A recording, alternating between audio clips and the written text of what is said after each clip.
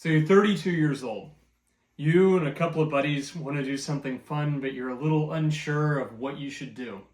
Should you A, sit at home and play Xbox? Should you B, go out and buy a cheap car, go to a dirt track and have some fun? Honestly, that's a great choice. Or 3, plan a fantastic road trip with those couple of friends to go somewhere that you've never been before. Guess what we elected to do? This is the Grizzly Express. Our trip from Bozeman, Montana, all the way up north to Jasper in Canada, back down to Whistler, Vancouver, and flying home from Seattle. Enjoy the trip. Let's hit on some of the big criteria. For our car, we did not bring our own vehicles on this trip. We ended up renting a Chevy Tahoe as it just made the most financial sense. I have a work benefit that allows for some great flexibility on that. We have the 3 individuals. So you have myself, obviously I'm Cameron here at Cam's Garage. You have Jake. Jake is actually my former roommate, best friend, and has been on a number of these road trips with me in the past. If you ever want to see those, just let me know in the comments. And then you have Ben. Ben is actually Jake's cousin and has become one of my great friends as well. We've done a couple of great camping excursions and some great off-roading. As far as how we elected for this to become our route, Jake and I have done some previous road trips, East Coast, and then actually a Cannonball a couple of years ago. We've never really seen the Pacific Northwest, though. This opportunity came up as just a great way to kind of see that last area of the country that we really haven't explored yet. So again, our days or track included going through or flying into Bozeman, driving up to Glacier National Park, then driving up to Calgary, Banff, Jasper, Whistler, Vancouver, and Seattle. It's about 2,000 miles just shy of in 7 days. So let's go ahead and dive in. All right, for our first day, we actually took off from Atlanta, flew up to Bozeman, Montana, and our intention was just to drive up to Glacier National Park and stay on the St. Mary side of the park. We arrived at St. Mary on that east side around 7 or 8 o'clock at night, had a couple of drinks, had a great time. The views coming up to St. Mary were pretty good, but once you get about 10 miles south of it, they become amazing.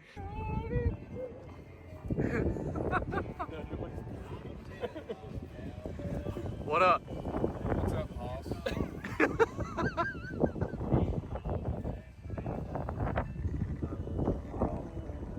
The other thing that we got to enjoy was some fireworks that evening. Honestly, the fireworks were something we didn't expect. This was July 4th of this year, so just a few weeks ago. And it was a pretty amazing night.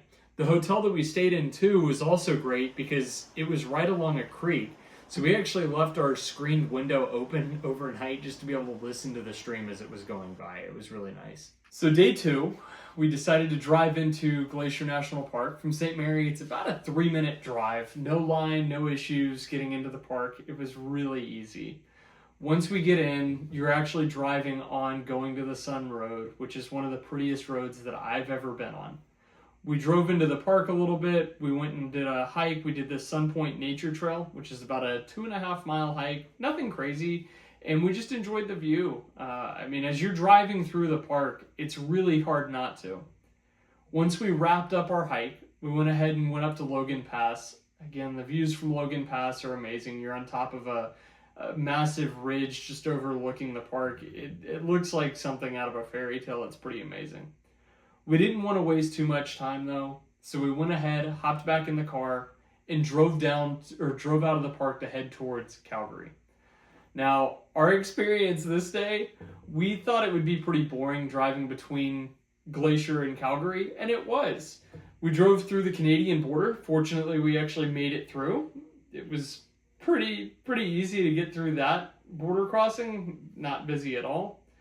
And then it's about 2.5, 3 more hours to actually get up to Calgary. Now it's July 5th on this day, so Stampede is actually the big rodeo that's going on in Calgary.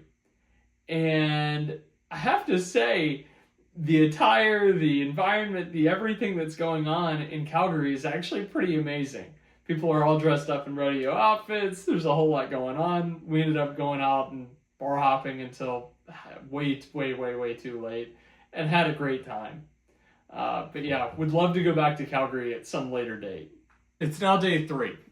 We hop in the car. It's about 9:30 a.m. and our intention is to drive from Calgary over to Banff. One of the most unique things of this entire trip happened as soon as we left Calgary.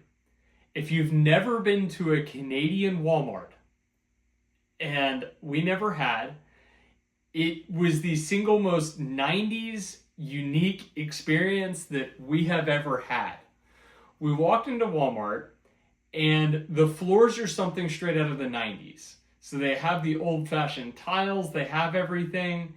The customer service is the nicest I've ever seen in Walmart. And to make matters even crazier, they started chanting, "We are Walmart," while we were in Walmart with all of the staff actually over in the gardening section. Now, I'm all for having pride as a Walmart employee. I've just never seen it before.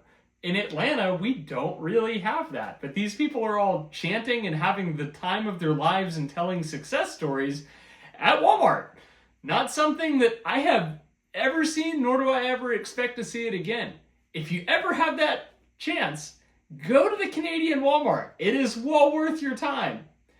Once we left Walmart, we headed straight over to Banff.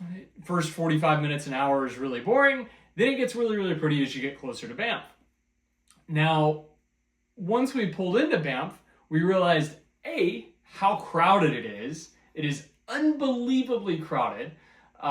Take a very pretty, mountain area, and basically, if you think that population would be 10,000, multiply it by 10. It was 100,000. Had lunch. We were planning to go for a hike, but actually elected not to, and went and sat down at the beach just by the river for about 2 hours. Just enjoyed it. It was a great time. We had fun. That was our experience. Now, that evening, we went and changed at our hotel. We actually went and did the Banff gondola. And I have to say, the Banff gondola was probably one of the top 2 or 3 moments from this trip. You go up to the very summit of this, large gondola, and you're looking out, you're looking down, and it's just completely surreal. We've seen some amazing views on this trip. We got to see a bunch more, but I can truly say this was one of the more unique ones that you have the opportunity to see. If you go to Banff, you would be making a huge mistake by not going up the Banff gondola and just getting a view from the very summit of the mountain. It's now day 4. We wake up in Banff, and our intention this day is just to drive from Banff up to Jasper. This is going to be the night that we are camping outside, which is where the Grizzly Express earns its name. We get in the car. It's about, 9 a.m. Grab a bagel from one of the shops over in Banff and get going. There are no shops, no stores, no nothing between Banff and Jasper. If you are ever doing this drive, do not expect anything.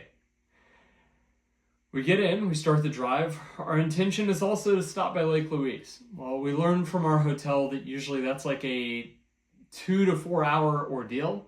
So we actually elected not to do it. And I can say, while I'm disappointed that we didn't get to see the views, I do think that as you are riding along that road, it's the Icefields Parkway. There are some amazing views that are able to, take your breath away. And it really wasn't an issue that we didn't get to see this beautiful view, specifically of Lake Louise. Some of the things that you're able to see while you're going on it, you get to see, one of the big glaciers. I'm running blank on the name, nor could I pronounce it because it was something very convoluted. There's a bunch of lakes that you're seeing. There's a lot of just beauty. Once you get towards the north end up near Jasper, there is a wildfire that came through in the last year or two, so there's a lot of fire damage. But in general, it's just a beautiful drive along the Icefields Parkway. As we finally got into Jasper, we went and ate lunch. We headed up to our campground, which was at Mignette Campground. It was very old-fashioned tent camping. We had bought our tent from Walmart. Just figured it would be the best way to do it. And we bought some steaks to enjoy that night. So here's a quick clip of our campsite. As you can see, it was very, very normal, nothing crazy. It was actually really nice at that campground, though. They do provide you with unlimited firewood, which we took way more than we could use. Be aware that it is very damp there, and you're essentially in a rainforest, even though they do have very sad wildfires up there. All right, so for our camping experience, we enjoyed some steaks that night, had a wonderful time just hanging out, the guys at the campsite. And then when we finally started to get ready to watch the stars come by, maybe get to see a shooting star, we realized that A, it was a bit cloudy, B, there were actually some wildfires and some associated smoke that were starting to move in. So our stargazing was pretty bleak. Additionally, Ben is terrified of bears. Jake and I were feeling very nice that evening and did not elect to screw with him. But I will say, if you ever want to mess with somebody, that would be the time to do it. The Grizzly Express, while we did not see a grizzly bear that night, did live up to its name the next day while we were in our Tahoe heading westbound. We're now on day 5. Highlight of day 5 is a huge drive after getting essentially 0 sleep in our tent the night before from tent camping. We're driving from Jasper National Park down to Whistler. And if you look at a map, that is like a 10-hour drive. That may not look bad, but on 0 sleep, it is hard. That drive was single-handedly the biggest highlight of the trip for me. You pass Mount Robinson's National Park or Provincial Park, which is just absolutely stunning. You're passing beautiful mountains, and then it starts to subside a bit right as you get down towards Kamloops. There's not much down there. It actually feels like you're more in Arizona. It's very, very desert. And then it picked up in a way that I have never seen. Now, having done Beartooth Pass in Montana a few years ago, I thought that was the prettiest drive in North America. I was proven wrong by this drive. The drive from Kamloops down to Whistler is the prettiest drive in North America, and I think I would be willing to die on that sword. Ben's driving onto Fraser Canyon. You pass a little lake, and then this Fraser River Canyon opens up, and it is just a giant Grand Canyon-esque, obviously not quite as big, but Grand Canyon-esque type view, and you're basically driving right next to it. In a sports car, not a Chevy Tahoe, this would be an unbelievable thing to see. And even in the Tahoe, it was something that we genuinely appreciated. Now, I thought that that was going to be the pinnacle right there. It wasn't. Once you get down to the bottom of the canyon, you actually pull into a very, very large national park. The roads in this national park, I kid you not, were the best roads I have ever been on. You would not want to be in a GT3 RS. It would hurt you because the roads are not perfect. But I can tell you in my Integra or Jake's Boxster or something along those lines that's a streetable sports car, that right there is pinnacle. It's the best road in North America. That is Highway 99 up in Western Canada in British Columbia. Unbelievable road.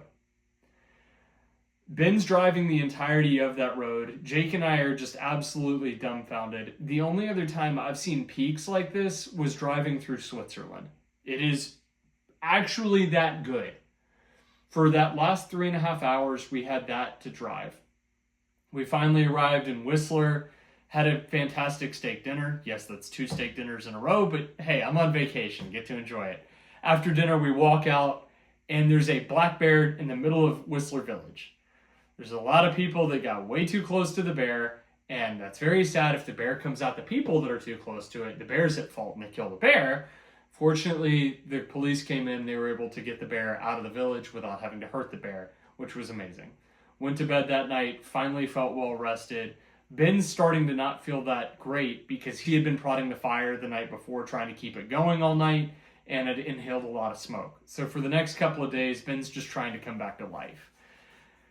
But I can tell you, the highlight of the trip for me was that drive between Kamloops and Whistler. If you have one drive to hit in the North American bucket list of road trips, that's it. Day 6. This is probably my second favorite part of the entire trip. Downhill mountain biking, if you are A, athletic, and B, enjoy doing these types of things, is the single most fun, aggressive, and potentially dangerous thing that I enjoy doing. I am not a BMX guy. I don't do these giant jumps, but oh my God, do I love some downhill mountain biking. You get to do like the full-on American way of putting your bike on a ski lift, and then you just get to ride down. And if you don't think it's a fantastic workout and balancing act trying to do all of the downhill mountain biking, it is. Sweating. So here's a clip of Jake going down.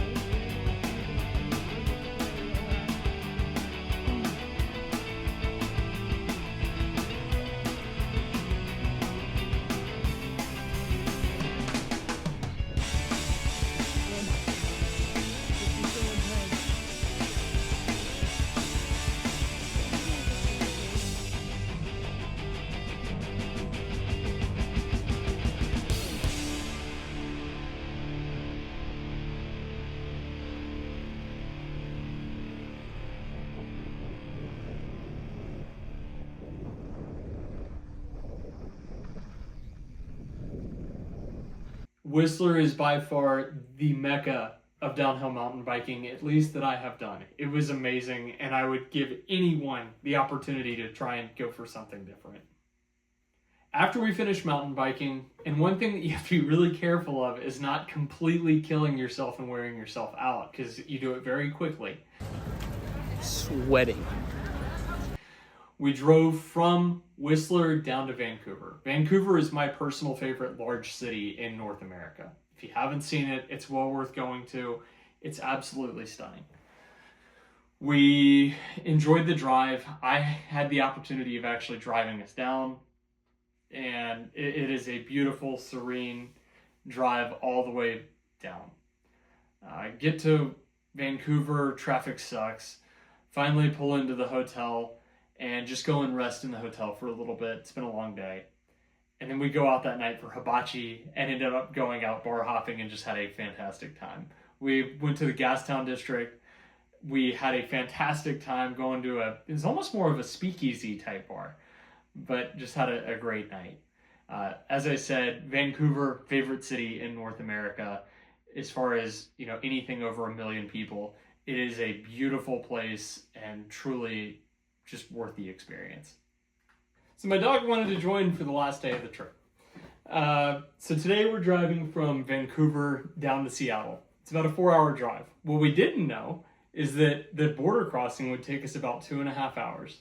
Once we got to Seattle, it served more as like a real end objective of the trip. We're back in America. We went to the seafood market. We had Chick-fil-A for lunch. We really had a great day. That evening at dinner, it was a great opportunity to really just sit back and actually enjoy everything that we had done over the course of the last 7 days. We had seen some unbelievable places and really had that moment to just kind of look back on everybody's favorite part of the trip. I think Ben's favorite part was the Banff gondola. I think Jake had a couple of days that were actually he loved. He loved the camping experience, the drive, and then obviously the downhill mountain biking. Ironically, Jake and I would say are very similar. For me, it was definitely that drive from Jasper down to Whistler. That to me was the single-handedly greatest moment of that entire trip. The next day, though, woke up, flew home, and that was our trip. It was an amazing experience. And looking back, I think a lot of people think that these trips cost, an arm and a leg, or that they're not attainable. This was not a financially draining trip. I want to say the full trip was like $2,000, $2,200. Yes, that costs money. But at the end of the day, that's not something that can't be done probably a little bit cheaper. And that's also not an experience that I would ever want to trade off with anybody for any other experience. You're there with your two best friends. You're seeing these experiences that you may not otherwise get an opportunity to see. These are not experiences either that I think my wife would really enjoy. She wouldn't want the constant movement. And that doesn't mean I don't love traveling with my wife. It's just a different type of experience. But take that chance, take that opportunity. Really go out there and try and enjoy these great chances that you have to go with your friends. It's an amazing experience. If you'd like to hear anything more, any more details on this, let me know. I'm happy to dive deeper into any of this stuff. These road trips are what keep me going when I'm not at home just tinkering with what's in my garage. But thank you. Like, share, and subscribe, and welcome to Cam's Garage.